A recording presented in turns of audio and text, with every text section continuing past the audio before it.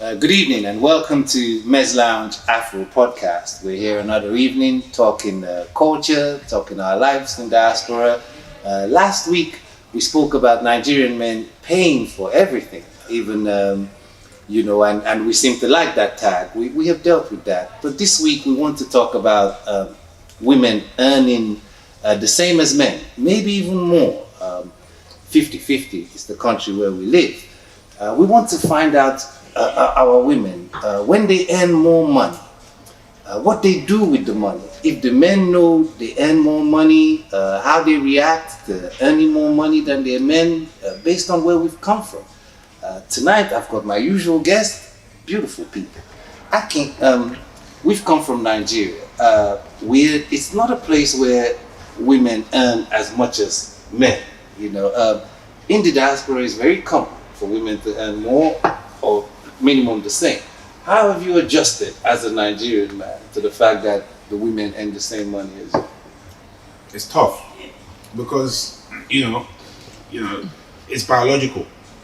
That's the way I see it. Yes. Because the kind of hormones that you won't find in Caucasian women exist in black women, but it is suppressed. It is suppressed in Africa. When you say it is suppressed because they don't have the money, or correct, that's the trigger, that's the enzyme, that's the catalyst, that is the problem.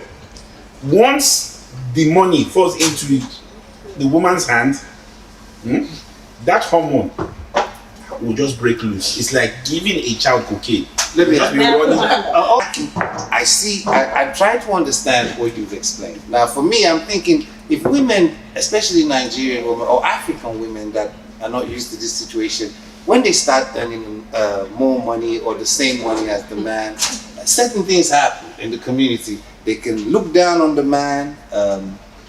They could spar with the man because they now earn the same money. Some women send most of their money back home, to their own direct family. Some men don't even know how much their women earn, even if they earn the same in the house. But let me go to a woman. What's your name, please? Rufaro. Rufaro. From where? Zimbabwe. Zimbabwe, good. Rufaro, this situation we're describing, we're from Nigeria. Is it the same in the Zimbabwe Yeah, community? it's the same in the Zimbabwean community that women are making as much money as men. As the men? As the men, yes. Is it the same from back home or is it just here? It's back home, it's not the same here. And of course, when women do come here and start making more money, there is a change. And this is the change he's talking about, but I think that the change is a result. No one's gonna like what I'm gonna say. No, go for it. Right. The change is really a result of how the men have used money to control the women. So in these cultures, like in our own countries, in Zimbabwe, in Nigeria, where the women are making a lot of money and the men have a lot of power, so the women, their next meal depends on that man, right? So they put up with a lot of BS. They put up with cheating, with being mistreated and all these things. And what happens is, if the men treat the women well, when they gained their independence, there wouldn't be a struggle and there wouldn't be beef between the man and the woman. But what happens is the woman finally gets her independence. She finally starts believing in herself. But the men wasn't building her up because she didn't have any money. So then the men look at us like, oh, you've changed. But what you're seeing as a man is a reflection of your actions. Debbie, let me ask you a question, please. This is very interesting points that are being raised here. Have you changed when you started earning your own money? In your own household. I don't know whether you earn more than your husband, but just earning your own money first. Have you changed? I haven't changed. I am still me. But the thing is, my money is my money. His money is our money. Don't get it twisted. Let me go over. Hold on. Let me ask Mimi this question because we're gonna go through. Mimi, you look like you're a breadwinner. You look like you earn more money than your man. Is that true, or am I just jumping the gun? I feel like I'm more empowered with my own money than me having to depend on a man. So yeah, I won't put up with a lot of Yes, because I've got my own money. Money. Yeah. It's funny. I'm gonna come to you. It looks as if when a man has money, you heard BS, Absolutely. BS. When the man has money, do we do BS? That's total BS.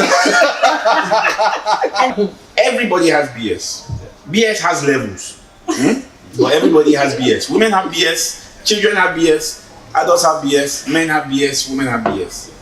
You see, the bottom line, the underlying factor here is, and I'm going to refer to what we said in episode 1, which was last week, right? The fact that cultural differences dictates we are Africans. It doesn't matter if you're Zimbabwean, if you're Nigerian, if you're Ghanaian. It doesn't matter. We are African. Culture dictates that we are hunters. Black men are hunters. Yes. They go into the wild. They go and look for meat. They go and they do all the farming. They come home, and what do?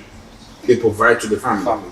You know what I'm saying? Yeah. So that culture trait, right, has then moved from the time when we used to use arrow and bow. It has now moved into modern society. And it hasn't changed. It's still there. So that trait that the man is still the provider, right? That culture, that trait is still something that has transcended. It has moved from one generation to another. Yeah, Teresa, welcome to this conversation. I'm gonna pick it up from where she stopped. Now, she's assuming, that she knows how much the man earns. Do you know how much your man earns? Just generally, I'm gonna ask this question. Do you know? I do. Yeah, I do. And do you earn the same or you earn more? And would you tell him?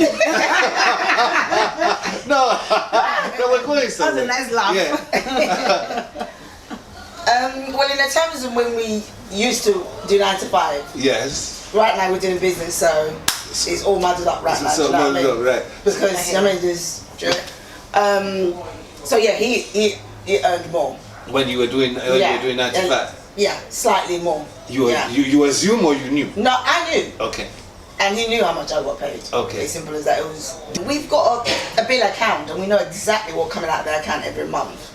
Okay. So we have to together ensure that bill is covered in a monthly basis. So what about after the bill gets paid? Yeah, after the bill gets paid, I still got other responsibility. I'm doing like childcare situations. I still got shopping to do. He also still got other things that he has to do with a little bit money, whatever's left over from his pay. So we don't. To me, is we both put equal in what's. I wouldn't expect him to entirely fit the bill. All it's not sustainable. Do you know what I mean? We don't. We look at our men and just say, okay, they can take care of everything, but we don't know what health-wise. We don't know what's pressure, what's going on in their life, what they've got thinking on, what pressure we're putting on them.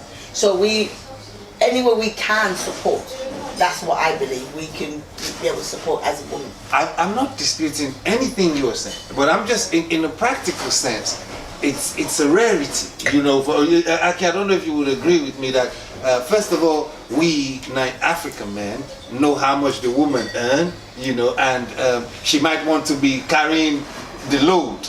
Can I jump in? The same principles that I applied last week, I'm going to say again. Okay. Right? As far as my household is concerned, I can't talk about any other household, right? Because we have different upbringings. Yes. My household, I am responsible for all the bills in the house. Yeah, because I'm the man. Yeah. Now, if my wife sees that her husband is under pressure, yeah, and she sees that this man is doing all these things and damn, he needs some help. That's what the wife is there for. You know what I'm saying? The wife would then say, babe, I can see you're sweating. You know what I'm saying? Let me help out with X, Y, and Z. Is that okay or not? So the offer needs to be there. And if you have a woman that is not the offering type, you're in the wrong relationship. Wait. have you seen that your man is sweating, you know, before you go to 50-50? What do you have to say? I've in my past relationships, if I've seen that my man needs some money or he needs help, I help. Okay. One thing I know is I will never pay the rent. Not about council tax, water bills, not that. But when it comes to rent, I'm not paying the rent. The day I pay the rent, that means I'm the man and you are the woman.